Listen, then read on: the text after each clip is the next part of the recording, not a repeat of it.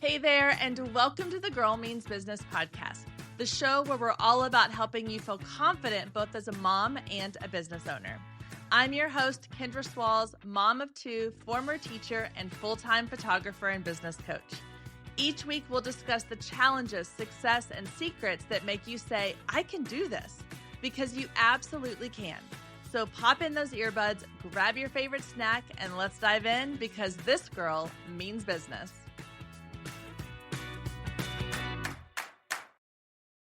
Hey there, and welcome to the Girl Means Business podcast. Today, I want to talk to you about a fun little acronym, USP. And I'm not talking about the brown truck that brings you your packages. That's UPS. We're talking about USP, which stands for Unique Selling Point or Unique Selling Position. So we're going to get into what does this mean? Why do you need to know this for your business? And how can you figure out your USP? Okay, so let's start with what exactly is your USP? So like I said, USP stands for unique selling point, unique selling position, whatever you want the P to be, but it's basically what is it that sets your business apart from everybody else in your niche, your industry, your sphere around you? So I'm going to use for the purpose of this episode, my photography business, specifically my business when I was focusing on boudoir photography, because this was the point in my business journey that I really, really honed in on a USP and found it to be incredibly successful for drawing in my ideal clients, setting me apart from all the other people around me, even though my price point was quite a bit higher than most photographers in my area doing the same thing I was doing. And ultimately, what it all came down to was I had set myself apart as someone who offered something very unique in that industry. And so that's what my unique selling point was. And obviously, I'm going to get into all of that specifically. But I want to first give you a little bit of a breakdown of the difference between your USP and your niche. So a lot of times I see people get these two confused. So when I ask somebody, well, what is it that makes you special? Like, what is it that sets you apart? And they'll come back and they'll say, well, I specialize in this, or I focus on this, or I offer this. And really that is your niche. That is your specific like genre within your industry that you focus on. That's not necessarily your USP, because there's probably a ton of other people doing the same thing you're doing. So another example I have is the lady who I would go get my hair done from. She owns a salon nearby me, and she specialized in blonde, hairstyles. She was really good at like blonde coloring and blonde upkeep. That's what she like really specialized in.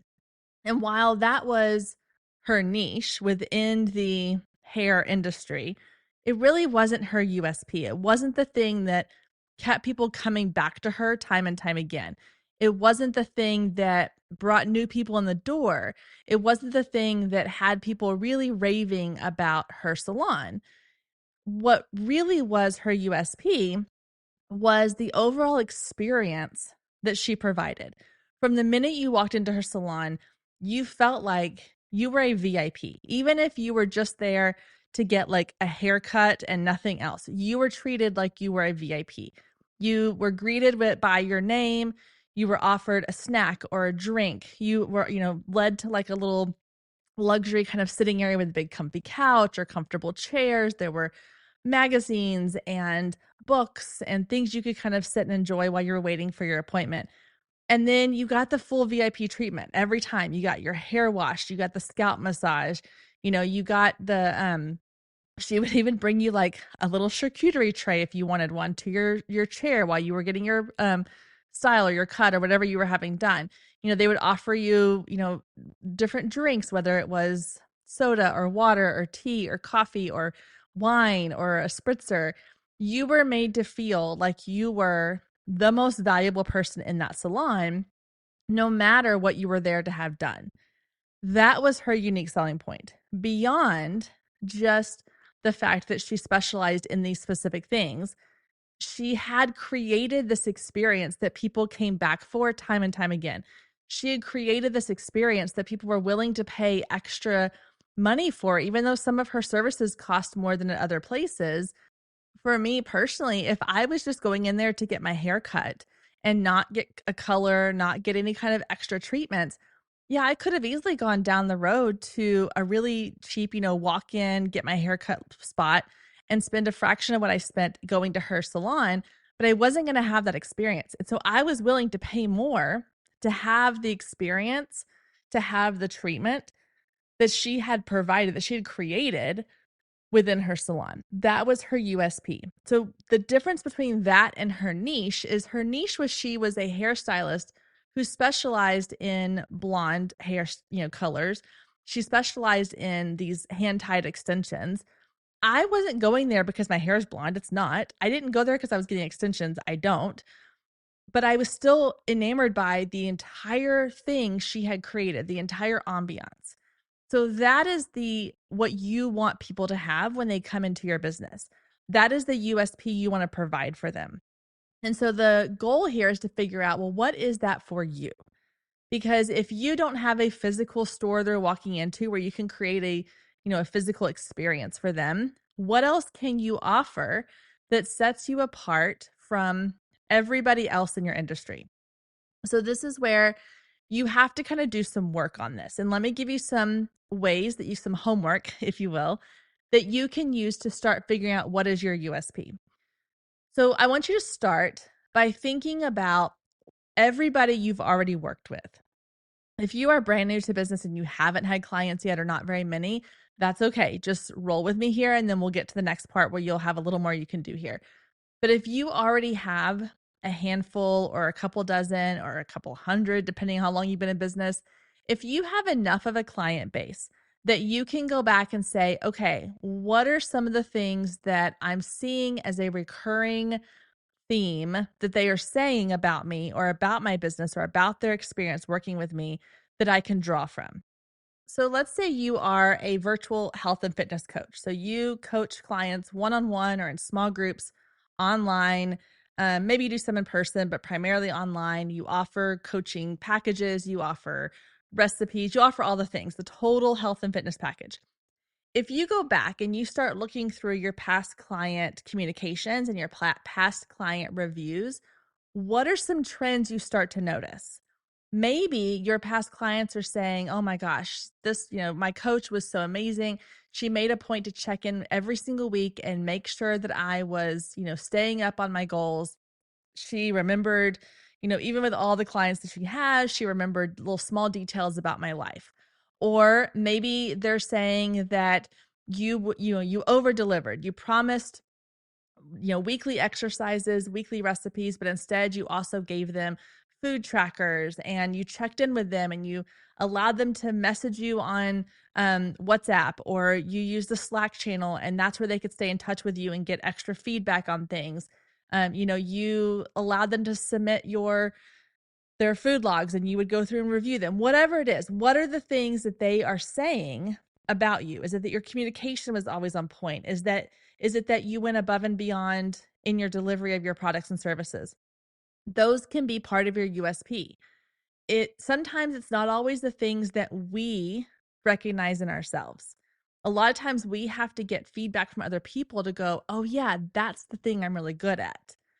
A perfect example is, and I think I've talked about this here on the podcast before, I've talked about this example, is that when I was teaching, there was a teacher on my team one year who was really, really good at spreadsheets and organization. And she always had a Google Doc or a Google spreadsheet or some kind of like digital tool that she would use for all these different things. And so anytime one of us really needed help with something or needed something, an organizational system for something, she was our go-to person. But if you had asked her what her strength was when it came to her job, that is not what she would have told you. But we would have all said, no, one of your main strengths is how incredibly skilled you are at organization and using these tools available to you. And so sometimes we need to hear from other people because we can't see the forest for the trees. So having your audience give you feedback, having your past clients give you feedback can really help you kind of hone in on what it is that is your USP. Now, if you don't already have past clients, you can also ask your family and friends, say, hey, when you think of me, like if you were to come to me for help with something, what would you come to me for help with? Or what is the thing that you think I'm really good at? And, sometimes if it's for your family and friends, they're going to placate you a little bit and be like, oh, you're really good at, making sure everybody feels appreciated. And those are good things. They may not always apply to your business, but sometimes you'll get some good feedback. Sometimes you'll get some things you can go, yeah, that works for my business too. If I do that in real, with my family and friends, I'm also doing that with my clients, or I plan to do that with my clients. And so, starting off with, what are people already saying about you? What are the things that maybe we don't recognize in ourselves, but that others recognize in us, that sets us apart from everybody else around us? So that's step one. Write those things down. Then I want you to think about your own experiences of working with other small businesses or companies and brands. What are some of the things that draws you in to those places? What are the stores you go back to time and time again, and why? What is it about them that draws you in? Is it something they offer? Is it an experience that you get? Is it a feeling that you get? Is it, because they include X, Y, or Z with your purchases, or when you work with them? Like, what is it about them that really makes you go, that is someone I'm going to come back to? I'll give you a great example. So there is a local florist in, where I live, and I've met the owner of this florist multiple times. We have worked together on past styled shoots, all these things. She's amazing. But honestly, like it's just it's a flower shop. There's a million flower shops around. But yet I love going back to her flower shop for a couple of reasons. One of the main ones is that I know when I walk into her shop, I'm not just buying flowers. I'm not just buying a bouquet. I am getting an education basically on floral design, because a lot of times they really are, her and her team are making sure that they listen to what it is that I'm looking for. They're not just going to say, like, if I call them up and I say, hey, I need flowers for, um, you know, a new principal. So I'm on the PTO at my daughter's school. They were getting a new principal. So as the PTO, we wanted to give her a welcome gift on her first day of school. So I called the florist, said, hey, we're welcoming a new principal into our school. We would love to, have a bouquet for her. Can y'all put something together for us? A lot of florists would just kind of go, yeah, what's your budget? Give them a price point. They'll just kind of go design something. This particular flower shop, she said, yeah, that we can absolutely do that. What's your budget? And then she walked me through like the different types of flowers, the colors. Do you want it to have like more of your school colors, which for us is like reds and whites?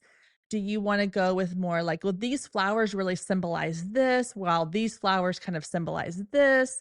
Like, they really made a point to kind of educate us on not only, what kind of color flowers would look nice together, but like what message these flowers send. And that's interesting.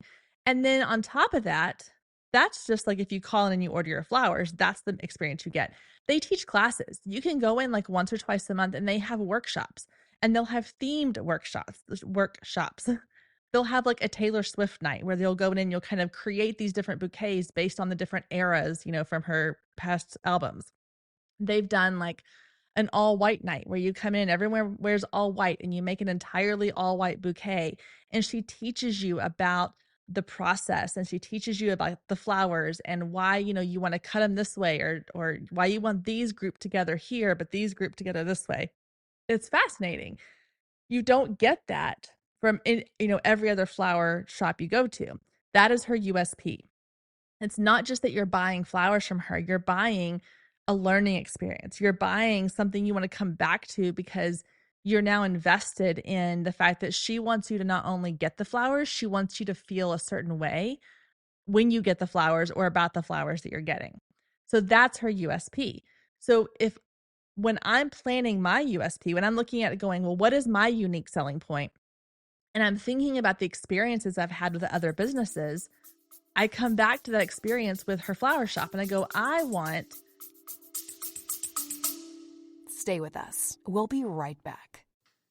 If you have been listening to the Girl Means Business podcast for any amount of time, then you know my love of email marketing runs deep. Not only is it a great way to generate new leads, but it's one of the most effective methods for nurturing warm leads and turning them into sales. Now, over the years, I've tested several email platforms, and my favorite by far is Flowdesk. Not only do they make email marketing simple and easy, even for the technically challenged, but they have everything you need to create stunning emails, capture leads, make sales, and automate the entire process, giving you time back in your busy day. And the cherry on top is you're only charged one flat fee no matter how many subscribers you have. So while other platforms will increase your price when you go over your pricing tier limit, Flowdesk has no price increases or hidden fees. If you're ready to give Flowdesk a try, click the link below in the show notes to save 50% off your first year. Let Flowdesk help you design emails people will love. Click the link below and check it out. I have a feeling you're going to love it just as much as I do.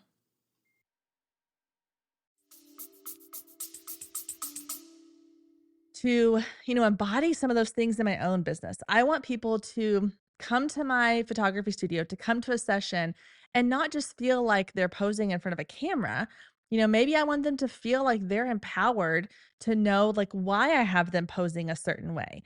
I want them to walk away feeling like I could do this in my real life, everyday life with my phone when I'm taking pictures with my iPhone, or when someone's taking a picture of me, now I know how to pose to flatter my own figure, or to make my legs feel look longer or whatever.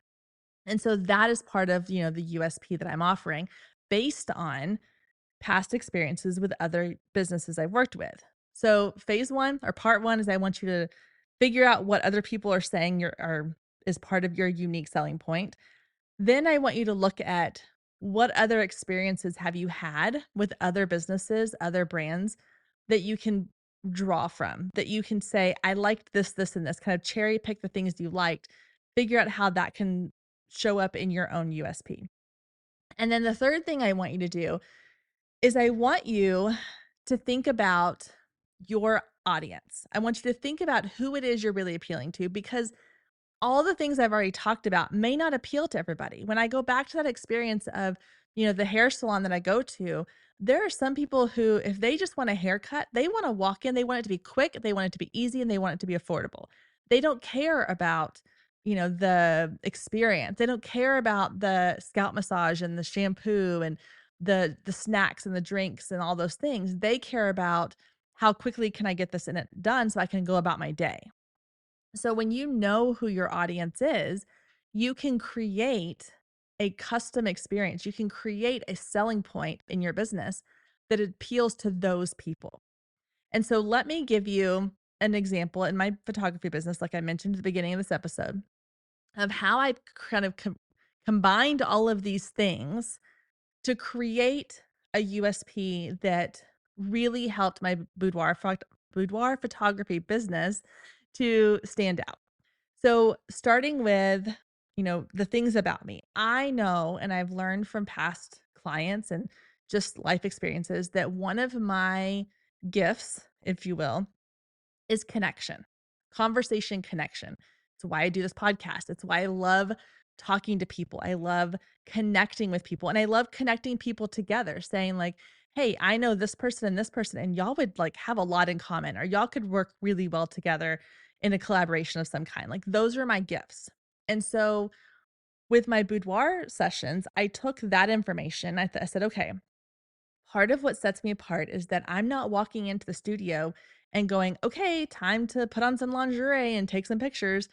I'm taking time to get to know them ahead of time. We are having an hour and a half to sit down together while they get their hair and makeup done, to build a connection, to build trust, so that when it is time for them to, strip down to their lingerie and pose in front of a camera, it's way more comfortable because now they're doing it in front of a friend.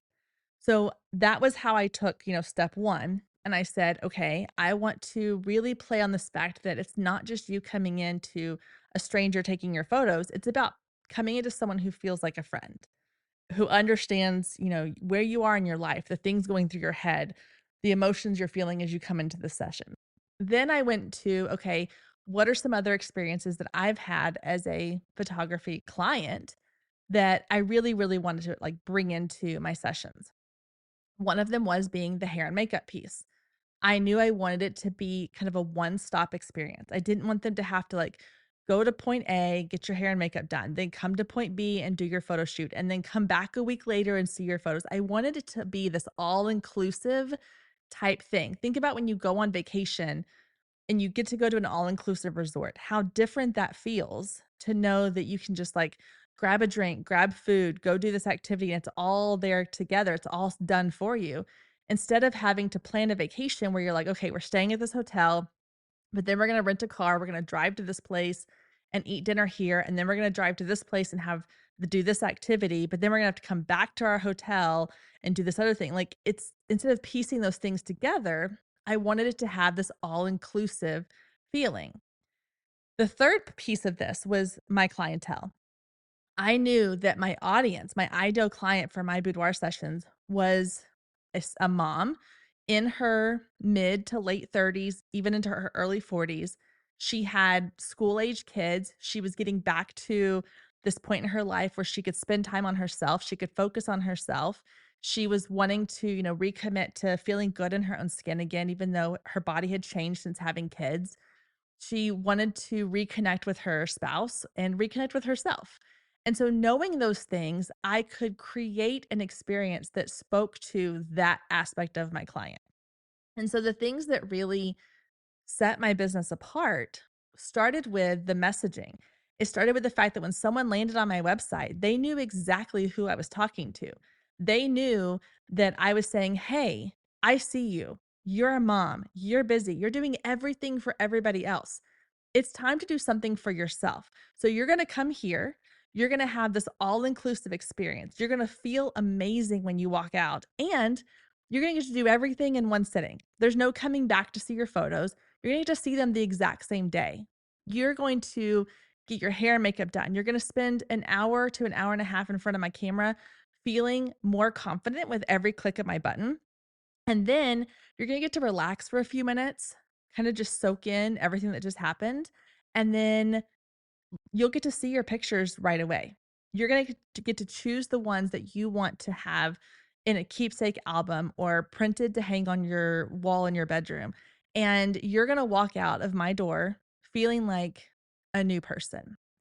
That is the experience I was providing. That was my unique selling point. And when I figured that out, when I put all of those puzzle pieces together to create that USP in my business, everything kind of skyrocketed. Like, and I'm not exaggerating when I say it almost hope happened overnight. It really almost happened overnight.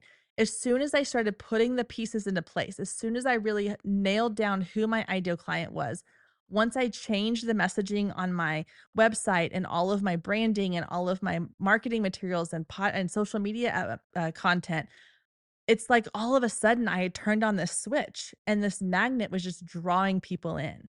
And then once they came in and they got the entire experience, they could not wait to tell their friends about it. The number of referrals that I got from past clients was astonishing because I had finally figured out what it was that was so unique that I could offer that not everybody else around me was doing. So that even though my price point was higher than a lot of the photographers around me, I had this magical thing that they wanted. And yes, there were people who, inquired with me and they didn't want that experience. They just wanted, to spend $250, have a few photos taken, get the digital files and walk away. Those weren't my people, and that's fine. I was okay with that. But the ones who did find me who were like, yes, I want to be pampered. I want to have the complete experience. I want to feel like I'm not just a mom for a little while, and I wanna have somebody who gets me in that level, and then I wanna walk away with these amazing photos. That's like the icing on the cake, but the experience was worth more than the actual photos they walked away with. And so when you are struggling to draw in your clients, when you are struggling to say like, I don't know where my next client's coming from. I don't know, I feel like I'm competing with all these people around me. I feel like I am, just another voice in the sea of voices on social media, you need to find your unique selling point. You need to find what it is that is going to make people go, I want to choose her. I want to choose that over everything else because you're doing something, you're offering something, you're providing something, even if it's something simple, but it is going to be the small little like catalyst that goes, this is the switch that I can turn on and draw people in like a magnet to my business. That is what your unique selling point is. And hopefully through listening to this, you've not only been inspired by the examples I've given, by the stories I've shared, but you also have the steps you can take, looking at what are the things that people are already coming to you for? What are the things that they're saying about you that stand out? What are some examples of other businesses that you can draw from? And then how can you really customize your experience, your product, your services to your ideal client so that they feel seen in your brand and in what it is that you're offering? Because that ultimately is going to be the overall USP, your unique selling point in your business. All right, guys, that does it for our episode this week. Thank you so much for tuning in.